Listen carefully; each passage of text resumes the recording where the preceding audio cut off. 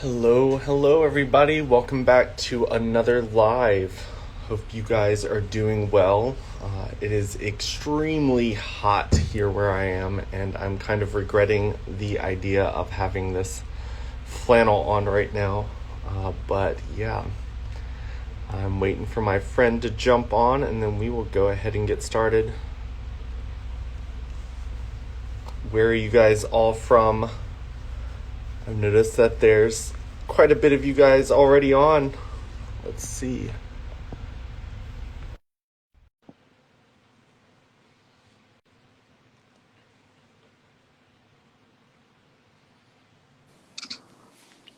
Hello. Hello. How are you doing? I'm doing well. I just got up from a nap. Um, and it's my first time on Instagram Live, so thank you for having me. Yeah, Let me perfect. figure So out somewhere for my phone to go. it'll be a learning experience for you, and then you can start your own. Yeah, hopefully, right? Just don't compete with me and put it on the same hour, and we'll be good. Right, that'd be something. I can't make any promises, but I'll try not to. We're all good. Hmm. Awesome. So I will go ahead and let you kind of introduce yourself, and then we can Okay. just kind of dive into a topic. Okay, that sounds good. Hey there, everybody. My name's Luis. I live in Charlotte, North Carolina. I'm a yoga instructor and a licensed massage and bodywork therapist. And I'm the studio manager of a studio here in town called Kali Yoga Center. So yeah, that's kind of what I do. Full time, I do some part time modeling.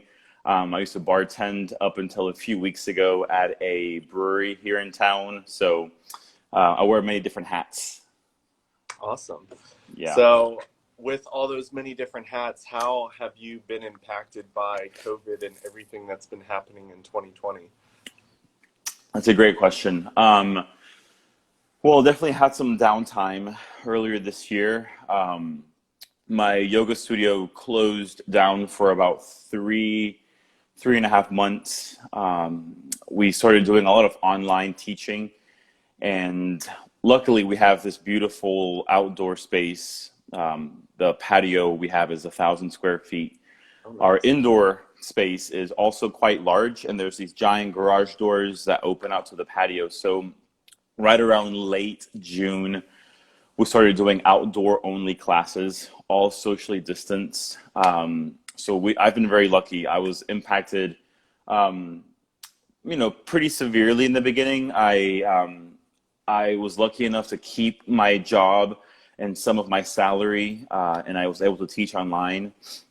And as of late May, our governor here in North Carolina allowed for massage therapists to return to work. So I was out of work in that line for about 2 months. So I've been impacted, like everyone else has. Luckily, I've had opportunities in this time to work, and I'm super thankful that it's gone well for me. So Awesome. Yeah, it sounds like yeah. your place was really pre-built for a COVID situation. I know that a lot of Uh-huh. places don't really have garages that they can kind of open up or outdoor spaces. A lot of the yoga places here around me, they don't have outdoor spaces, so a lot of Yeah. them are still kind of functioning virtually. Yeah, the timing of it all was quite like magnificent. We opened the studio a year ago. Not even actually. We opened in November of last year. Brand new studio, brand new business. So that's been obviously very difficult. But yeah, like we never could have, guessed this obviously. And um, our studio, the name is Kali, and the word means space in Northern Indian music. And no one could have guessed a year ago that space would be such a hot commodity, come 2020. So we've been blessed with this massive space. So yeah, very lucky. Yeah, I feel like a lot of people in the city are starting to get a little bit claustrophobic with their homes. Hmm. Thankfully, I live on a 1,200-acre farm, so Oh I've been wow. very blessed with space. And Hmm. our farm is kind of pressed up against the George Washington National Forest here in Virginia. So I've escape to the mountains when I needed space. And with all the craziness, I've been kind of disconnecting from social media and just kind of throwing myself out into nature, which has definitely been a blessing for me. Yeah, that's beautiful. Awesome. Hmm. So how big is your team? Because you were saying like we. Hmm. Yeah. So our team right now is 10 people. Okay. Um, we've actually hired a couple people in the past few months. So back in March, it was about six or so. So now we're up to 10. Um, yeah, and I'm very, very grateful for them. They do wonderful work.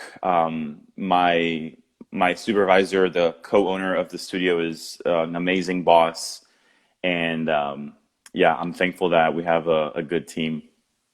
Yeah. When it came to like the COVID stuff, I'm realizing now that companies that kind of instantly started thinking of ways to go virtual and Hmm. adapt to the pandemic instead of hoping that it would end very quickly. Hmm. I'm seeing those are the companies that are starting to open up. Unfortunately, I've Hmm. seen a lot of companies posting on social media saying that they're closing for good or they're not opening back up. Have you kind of seen stuff like that around you? I know Charlotte was kind of like a pretty dense area when it came to like the pandemic in the early stages. Yeah, we there's definitely been a number of studios that have closed.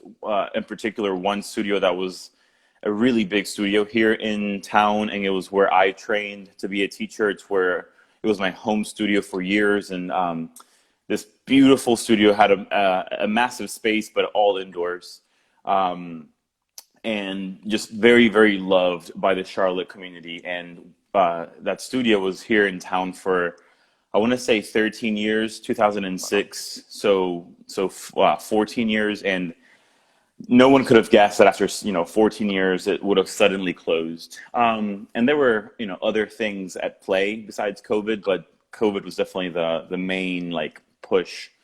And in terms of like teaching virtually, it was a strange thing to do so quickly. And I agree with you. I think that the businesses and the people that can adjust quickly and be flexible and be pliable and maneuver into a new lane quickly, I think those are the businesses that are going to find the most success for sure in almost any industry. And we were also lucky enough at Kali that we have a great community of members who kept their membership, and we got donations from our community. So it was truly a team effort, and we felt supported by the community and by our students. And part of that was because we were offering free online content. So yeah, the companies that can pivot quickly are the ones that are, I think, going to see success. Yeah, most definitely. So I would say that a lot of people are probably starting to like turn to things like yoga and meditation, just because Hmm. I know that for myself, I personally would have considered myself a very stable person, mental health wise. And 2020 has definitely slapped me in my face in a thousand different ways. And Hmm. I've talked to you about a lot of those things like over Instagram and stuff Hmm. since we've known each other, but I feel like a lot of people are starting to look into these types of things. I know that uh, I go out to the trails all the time, and it used to be like I'd park my car, I'd be like one of three cars, I'd come back, and I was the only car left. Hmm. And now I'm getting to the trails, and there's like a mile long line of cars, Yep. and everything's just kind of swamped. So I think a lot of people are trying to find places to like get a clear head, clear the head of all the negativity and stress that the world has kind Hmm. of thrown on their plate. Because a lot of people don't realize that a lot of us had tons and tons of stress already on our plate, and we Yep. were handling it. Uh, when you threw all of 2020 on that plate, it kind of put Hmm. a lot of us on the floor. So, have you kind of seen like new people that have never really experienced that type of stuff coming in? For sure. Like you said, I think we're all looking, and we all need a sanctuary, whether it's nature or a yoga studio or your own living room or whatever it is. People are definitely looking for any sort of practice that gives them a sense of groundedness, of grounding in uncertain times. Because truly, the earth beneath us, like right now, it feels so uncertain. We don't know what's going to happen next, still, and um, it requires it requires having some kind of practice to get yourself grounded and present in the moment, and not let your anxiety or mind take over and like take you off way into the future, or just throw you into an anxiety or panic attack. So yeah, people have been seeking meditation and yoga and just mindfulness practices to to help them cope, and it works. It works.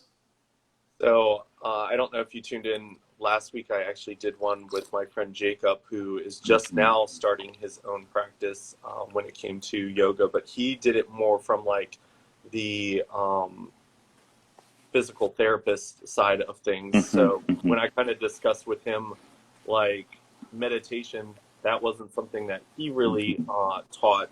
And he said that when it comes to picking your yoga teacher, it's kind of like picking a counselor.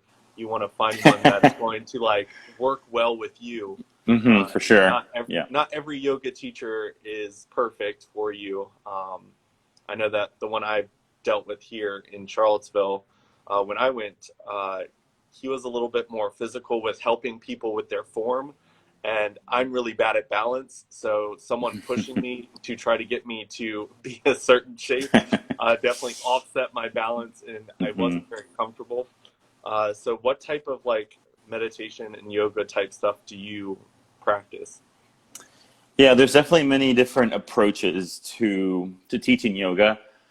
And there's no lack of teachers, I would say.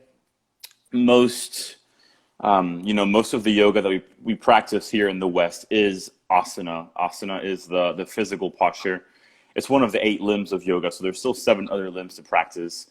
And I want to say, first of all, that whatever gets you into yoga, whether it's brewery yoga or P90X yoga or hot yoga or cold yoga or sheep yoga or cat yoga or whatever it is, I think that it's a great entryway to the practice of yoga. Sometimes I'll see people like throwing shade or judging certain kinds of yoga, like brewery yoga isn't real yoga. And I say forget that. Like whatever gets you into the practice, go with that. And you'll find every person will find their own individual, unique route into the practice. Me personally, I was trained in Baptiste methodology of yoga. It's a school of yoga which bases there's three main pillars to this practice. Is physicality, so the physical practice of yoga. The other pillar is meditation, and the third pillar is inquiry work. So like personal development kind of stuff, looking at my own life, my own world, and questioning things in my life, and reflecting and writing things down, goal setting. So those 3 things, the physicality, the meditation, and the inquiry, together have provided this really great framework for me to teach from, and this really amazing methodology for me to live my life, not just like on the mat, but off the mat too. So yeah, Baptiste yoga. Baron Baptiste is the founder. Yeah, so Baptiste yoga. Awesome. So you were talking about like the third pillar kind of being like a mindset type thing. I think that that's probably something that a lot of people might not realize comes along with yoga, or is something that would be a part of it. But I feel like in 2020, that might be one of the more important focuses right now that a lot of people might need yoga for. What are some things that you kind of do with that pillar that people would kind of find if they started doing yoga and practicing that? Yeah, so first I want to say that there are many different yoga training programs out there. Um, 200 hours is the basic training. And most of them are pretty just like focus on the physical, which is great. There's, great stuff to be learned there too. And they'll touch on some of the philosophical aspects of yoga or some of the inquiry work or some meditation. But for the most part, a lot of them are just the physical stuff. In Baptiste yoga, it's the meditation, and it's really the inquiry work that gives you access to more beyond the mat. So some of those things, for example, that I take off my mat are communication. So how I communicate with the world around me, and also how I communicate with myself mentally, how I talk to myself, right? So communicating as a leader, as a studio manager, communicating as a son, as a friend, as a former roommate. I just moved into my own apartment. I'm still getting everything set up. So just communication. I think communication is, we all know it's a powerful thing. And speaking intentionally and being essential in my speech, and also being specific. Like those few things are a few things that I've learned from Baptiste yoga, and I've been applying into my life off the mat for about five years now. So yeah, communication is a huge one. What else? How present I am in the world. Such a simple concept that I think we should teach kids at a very young age, like how to be present. We're all here in the physical realm, but so often our head is like either in the past or way off in the future, and a lot of our anxiety comes from that like inability to get grounded in the present moment. And then another thing, the last thing I'll say in terms of the inquiry work impacting my life is gratitude. Just like the practice of gratitude is such a, again, simple but so underutilized practice that changes lives. Just being grateful, and it takes being present to what you have to then be able to be grateful. So it's like they work together. Most definitely. Mm-hmm. I feel like a lot of people will view someone like you that has been doing it for many, many years, and they kind of see something that you've done, and they are just like, I don't know if I'm capable of doing that. I think a lot of people never really see the progression that people make, because a lot of times when we're starting out, it's not something we post a lot about on social media. It's something that we are kind of doing and feeling foolish or goofy doing just because we're so new to it. And I think a lot of people will see social media people that have all the pictures of yoga and all their perfect poses and all of that stuff, and they kind of look at it and they're just like, that's not something I can do. How long have you been doing this to where you are here where you are now? That's a great topic to bring up, because it's so true. I've been practicing for a little over 6 years, about 6.5 years. I started in February of 2014, and I've been teaching for about 4 years. I am not super flexible. I was not born. Yeah, I was not a gymnast. I was not a dancer. I played soccer and did karate as a kid, and got into weightlifting as a young adult around 18, 19, 20, and then didn't take that seriously. So I do not come from a very like athletic or like naturally gifted background. So the years of practice that I have under my belt have been the reason why I'm any good at yoga, because not really good at yoga.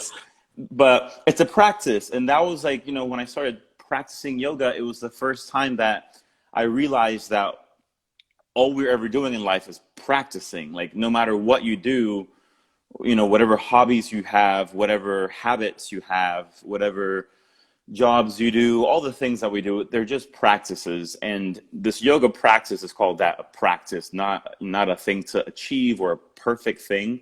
So it was the first time that I felt like I could start to practice something consistently, and see changes. So, I think I just taught a beginners workshop on Saturday, and I love teaching beginners because the physical capabilities that I have, as well as the abilities I have to communicate and be a leader, and all the other things that I can do well, are because it's taken practice and years of practice. And so I remind people that having a beginner's mind, having a student mind is a valuable gift, or it's a valuable perspective, because you will learn something up until your very last breath on this earth. Like, we're always students, we're always learning, and we should always be coming back to the beginning and to the foundations of any practice, whether it's yoga or a sport or law, whatever it might be. We're always coming back to the foundational things, because those things matter the most. If you can do the foundational basic principle things well, everything else on top of that will be strong and powerful. So I remind students that you're never going to be perfect or great when you first start doing anything. Like, it's okay to suck in the beginning. Like, it's okay to get things wrong. It's okay to fail. As a matter of fact, I tell people, fail faster. The faster you fail, that means the more you're trying and the faster you're going to find success. So it's truly a matter of like being okay with not being perfect, knowing that if you work hard, you will get somewhere. And just always coming back to being a beginner and being a student. And yeah. Yeah, most definitely. I feel like I can kind of relate to that advice, just because when it comes to people who reach out to me, when it comes to YouTube content or Mm-hmm. stuff that I post, a lot of people don't want to post on social media because they're not able to create that content that someone who's been doing it for many, many years. Mm-hmm. So I've probably been doing YouTube. I've been doing it since it became a platform by Yeah. accident, but I've been doing it for quite a while. Mm-hmm. And a lot of people, they don't want to post anything unless it looks like all those big YouTuber stuff. And I'm like, you've got to start somewhere. Like, my first Right. videos were cringy. I would not ever watch those again. Other people can go watch them, but like, it hurts my ears to watch those things. But I think Yeah. it's really important to like kind of go back to the basics and see where you've grown from. Because I go from, you were talking about how it's important to always have like a learner's mind where you just kind of want to always learn. And I'm the type of person where I love doing lives and stuff like this, because I literally like learn something new every single time I talk to Mm-hmm. one of you guys, and it's awesome. And I'm mainly doing it because I'm hoping that our conversations will spark some type of desire to learn more in anyone who's watching this. So it's definitely an awesome idea. And I saw someone comment, they said, is there some type of technique that you do for like relaxation? So I'm assuming like after a long day, not everyone can head out to a yoga studio. Like, Mm-hmm. is there something that they can do to kind of unwind from all the negativity and stress that they've dealt with during the day? Yeah, there's actually so many things. If you want something physical, just getting on the floor and stretching and breathing, like that will calm your nervous system down. You don't have to be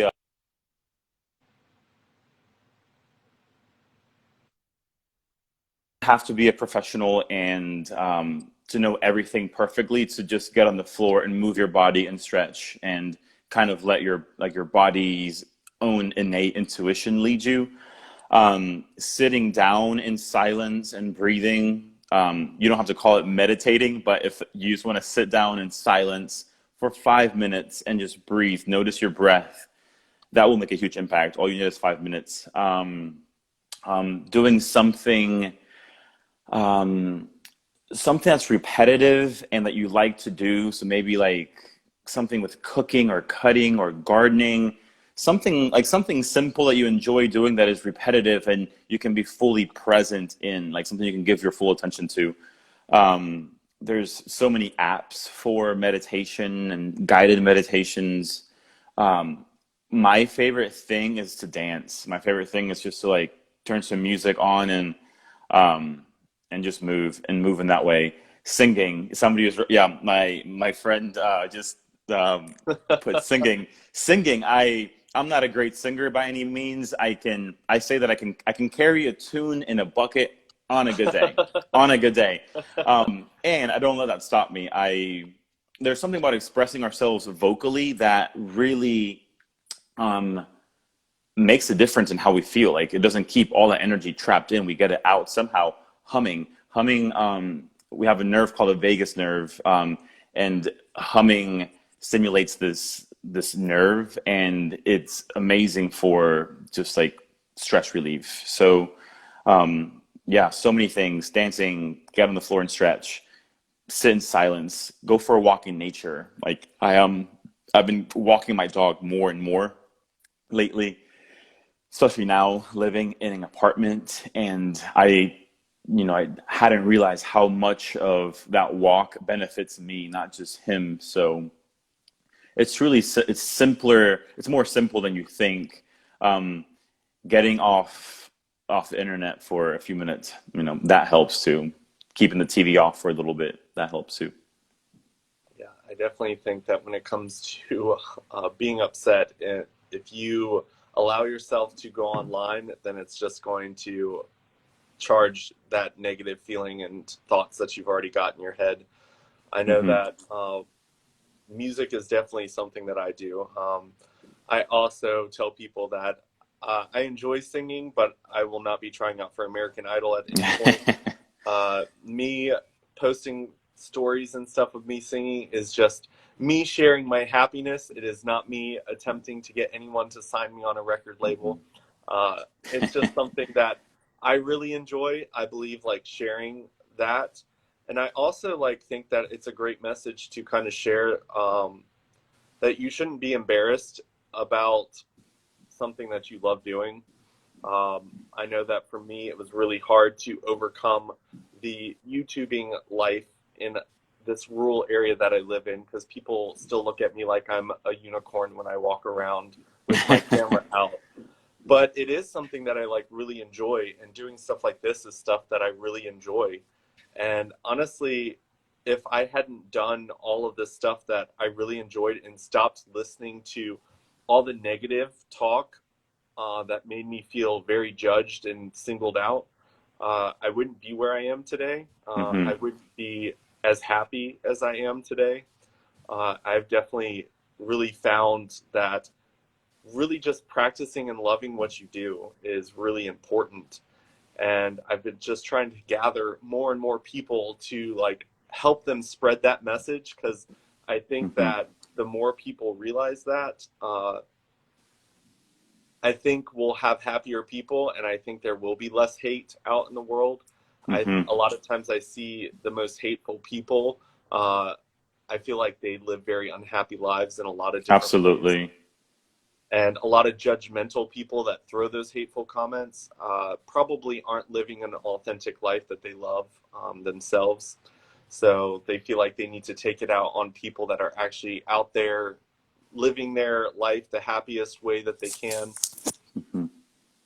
So when it comes to like meditating, I know that for me it was actually a very hard thing for me to like shut out my thoughts because they're not necessarily negative thoughts.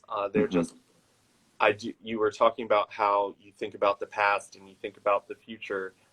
My brain definitely does that. I'm sitting there constantly analyzing what I've just gone through and figuring out how I can use that data to better my future.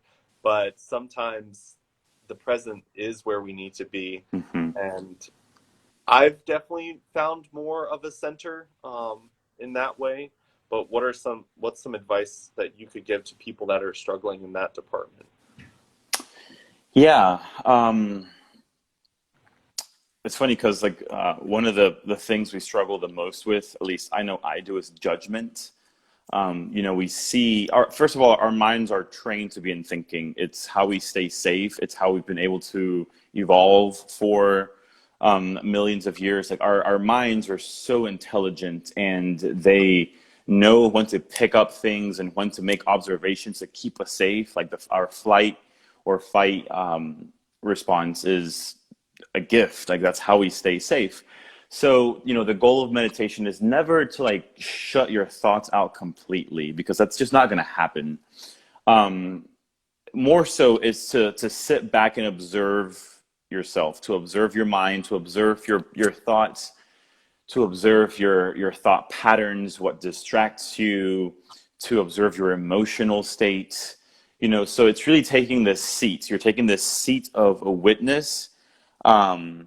And one of the best analogies that I've heard in terms of like clearing your thoughts in meditation is, you can let your thoughts be like a cloud. So let's say this is a thought.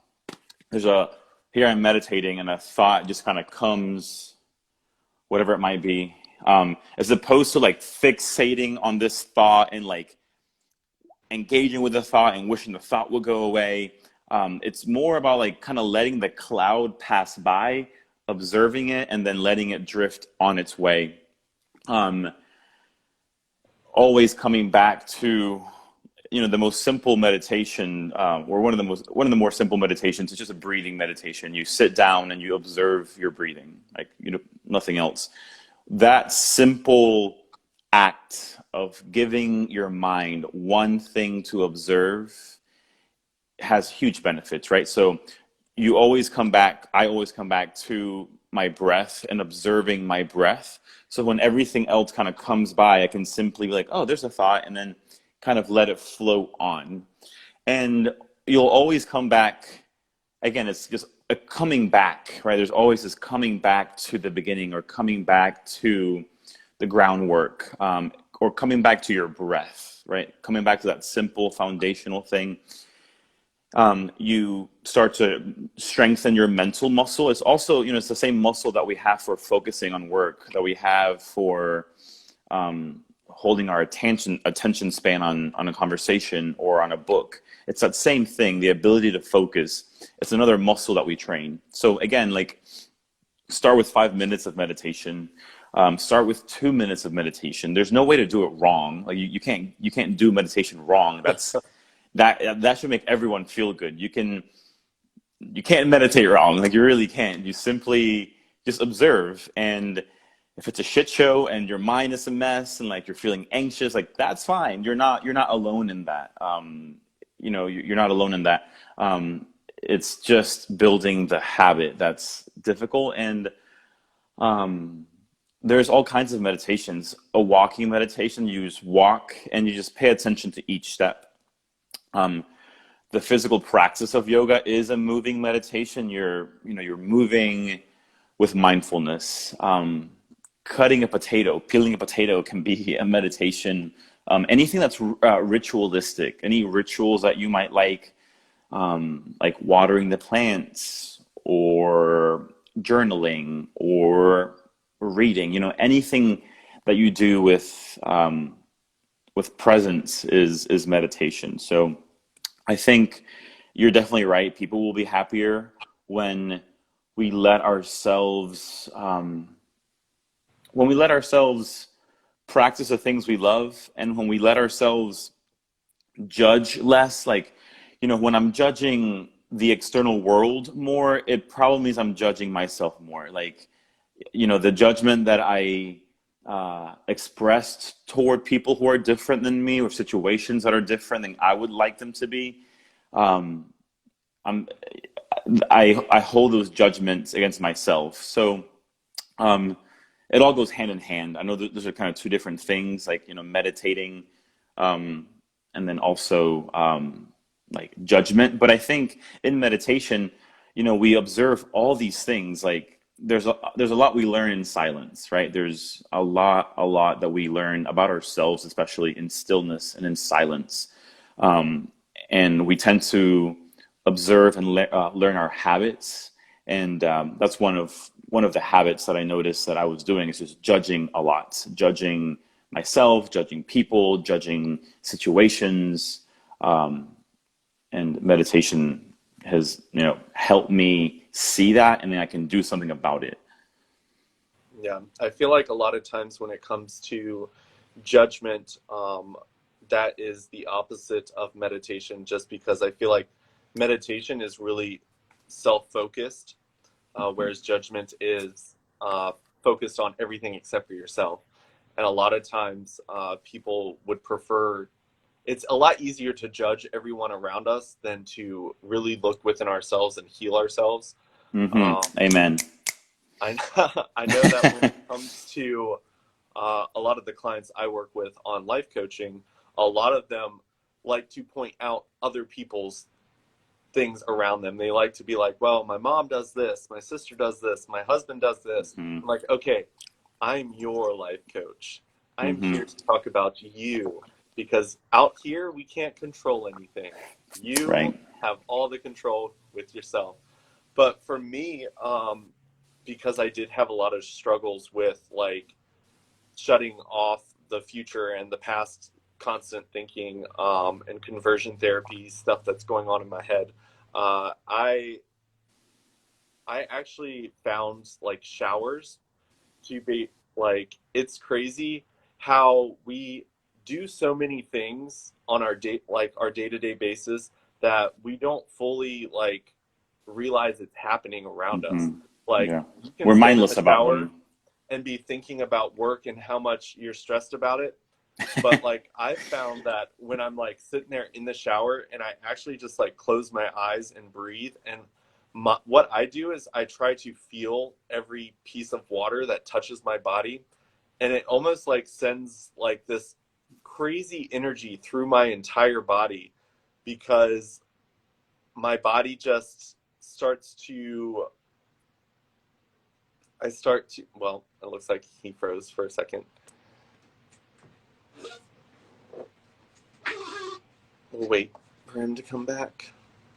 Am I frozen, or can you guys see me still? Or maybe he can still see me and he's just frozen.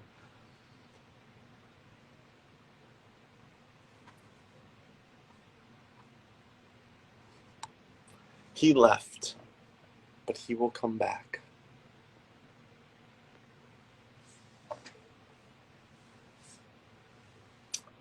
Is there anyone out there that has any techniques? Sorry Oh, you about back?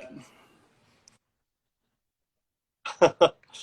So I was just kind of talking about like feeling like the water all over my body, like anywhere where I could feel it.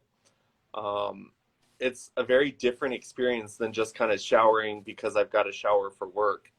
And that's kind of where I started with the Hmm. meditation. And then I ended up going out into the field on our farm, because we have a lot of hay fields. And I just kind of sat there and I kind of practiced the same thing of feeling like the wind on my face. And then I kind of like had my eyes closed and would like put my arms out and kind of just feel like the grass touching my arms.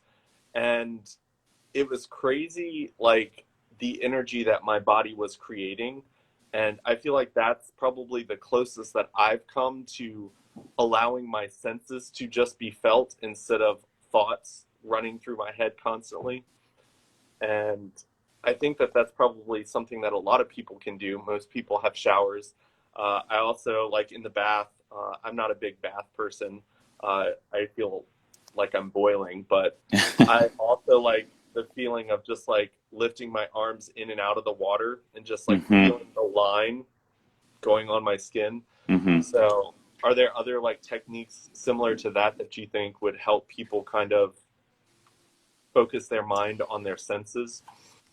Yeah, I love that you said showering. There's cold showers.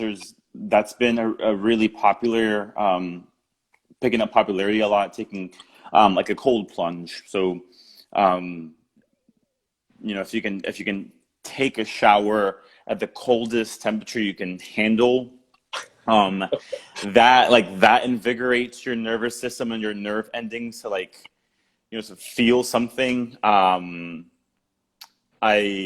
that's one of my favorite things to do too. And Other stuff like that, things that are ritualistic, like I said, like obviously a shower or a bath is very much like me time, um, and it's very ritualistic for many folks.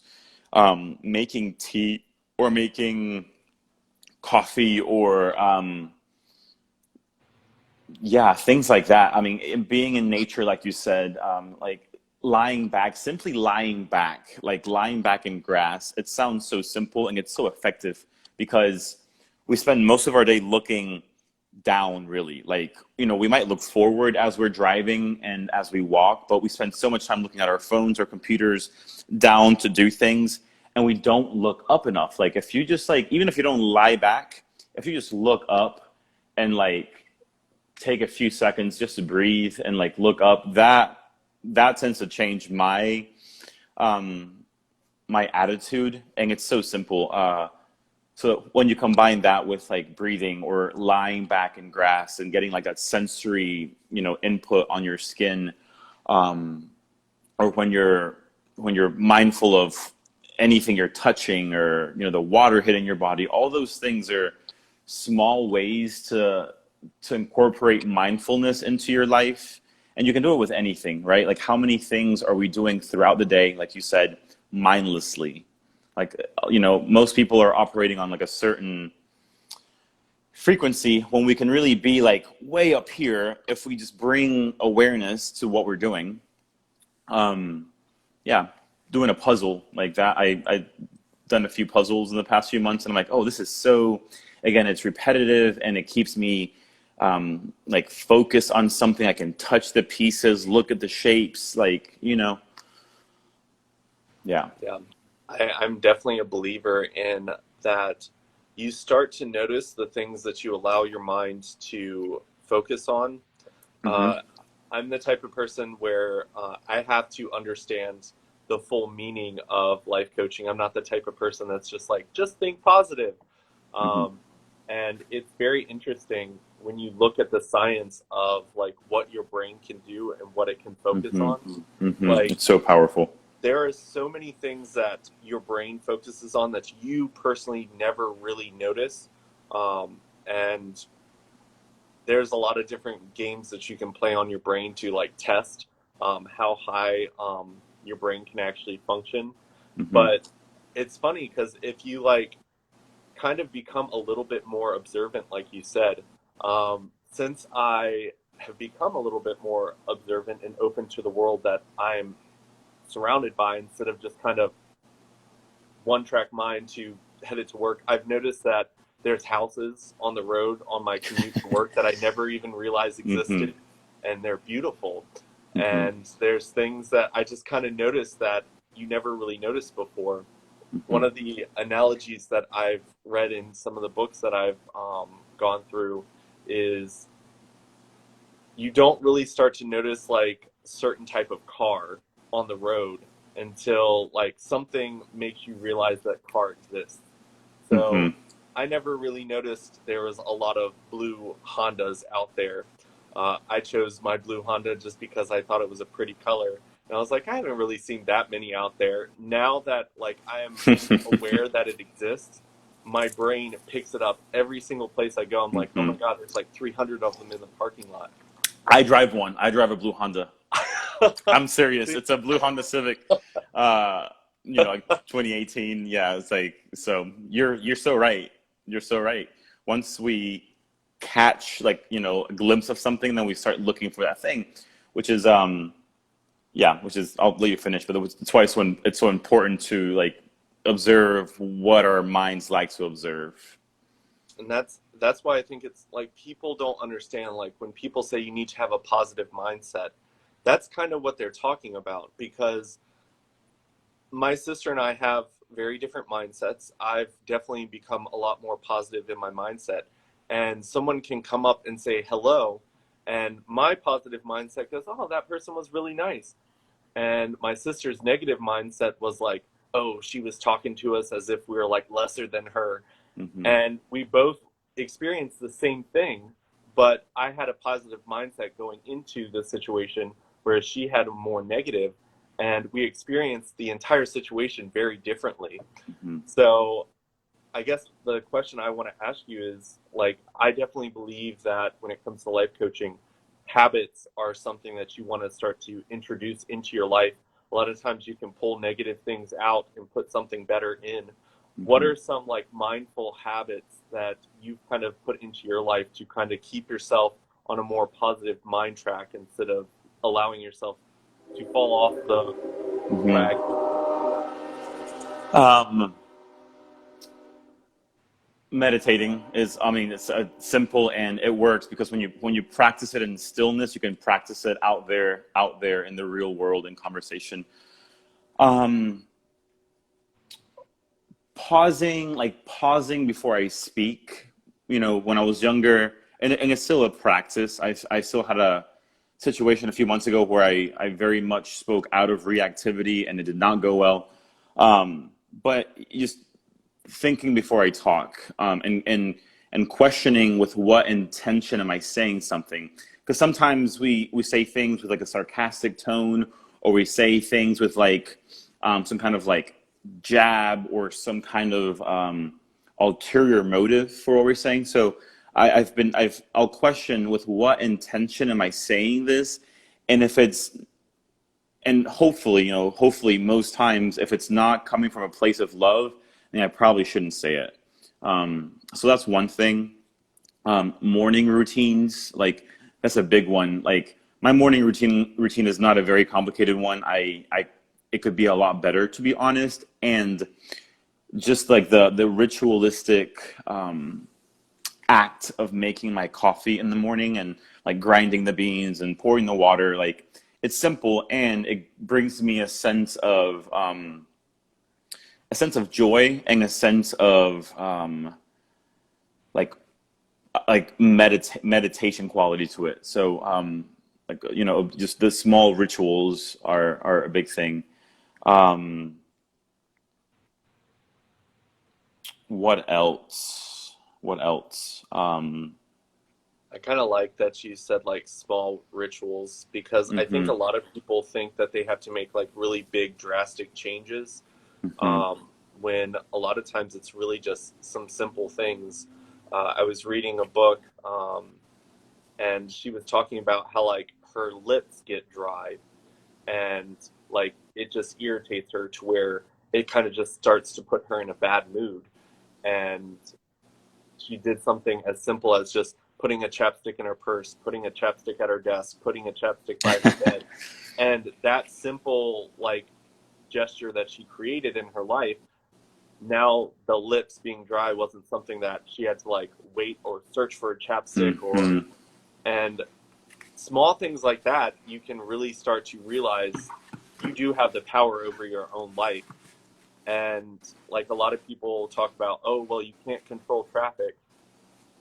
I don't You expect can leave people to earlier. control traffic. Exactly. You can like I usually leave about 30 minutes earlier than I Mhm. have to, because I live about 50 miles away from where I work, Oh and wow. I've run into trees down, I've run into cows crossing the road, I've run into accidents, I've run into road work. Like I've run into almost everything that you could possibly think of. The roads are flooded because of all the rain we've been getting. Mhm. And because I've left early, I'm less stressed when I run into an obstacle if it's going to take up more time, because I'm like, okay, well, I've got an extra 30 minutes to make up for this. And if I'm dead stuck in traffic, I knew that I took that extra precaution. I can text my boss and just be like, hey, I'm going to Right. be a little bit late. Yeah. But I think a lot of people don't realize that everything that they do, they can find a positive way of doing it, a better, less negative way of doing it.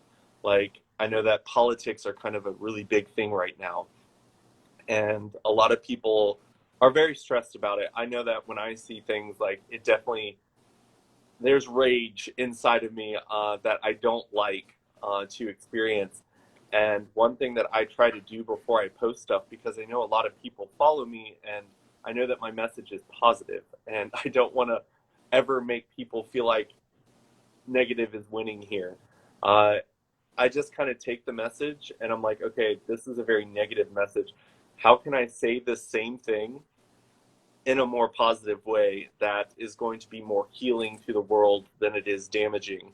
Hmm. And I think that that's something that a lot of people don't realize is even if they don't have a large following on social media and they post things, they still do have, even if it's just one or two people looking at their posts, that does influence someone else's day. Right. I know that I can be having the best morning, my routine's great, I'm not running late, and then I get to my desk and I see a post about Donald Trump and like my brain just goes, Hmm. Hmm. so Yeah. I will say that another thing that we can be more mindful about, and I truly think is good for everybody, is just resting, like taking a nap, and taking a nap without shame, because we live in a culture where it's go go go, get work done, and even if it's there's actually a nap science where they recommend taking like a 20-minute nap or a 90-minute nap depending on what you need and the sleep cycles. So even like a 20-minute nap, it's a great refresh for the mind. It'll, make you a little more sharp. Or a 90-minute nap, you'll feel more physically rested. I think taking intentional rest is a huge thing. Being intentional in when to set my phone down and not get on Instagram, it's a huge thing. So just being intentional about when we rest and when to rest, I think makes a big difference in mental health. And I have to go in a minute, Drummond. I got to go take class. But I'll say that I'll leave you with this. One of the main benefits of meditation and mindfulness is not that you experience positive vibes or positivity only. You get to experience a full spectrum of emotions, and there are days that no matter how much you meditate or no matter how much you move, you're just going to feel sad or angry or frustrated, or you might not even be able to label the feeling, but you'll feel these things. And one of the gifts of meditation is that you can be with those emotions and truly be with them, because we are sentient beings and we feel a wide range of emotions. And it's a powerful practice. It's a powerful practice to sit with our emotions. And if I'm sad one day and I am present to that, the fact that I am sad, and I'm not trying to like sugarcoat the sadness or manipulate myself into being like fake happy, like there's growth there too. And there's a lot for us to learn when we're simply with ourselves, and we're not judging ourselves for being human and feeling, and when we're mindful of resting. So awesome. Well, I definitely appreciate you doing this with me. I thank know you. that you've got a busy schedule, but I really appreciate it. And I think that the people watch this, they're going to get a lot from this. Hopefully, we can do something like this in the future. And maybe if when COVID lets up and we're not living through a pandemic, maybe we can do something like in person, since North Carolina is not that far from Virginia. Nope. But I will let you go. Thank you so much for everything. I definitely enjoyed this conversation. Thank you. I've really enjoyed it too. Great questions and great conversation. If anyone's got any questions for me, please let me know. I'd be more than happy to give you some tips or hints. And yeah, thank you, Drummond. I really enjoyed doing this. Awesome. Well, have a good class. Bye, guys. Take care. See ya. Bye.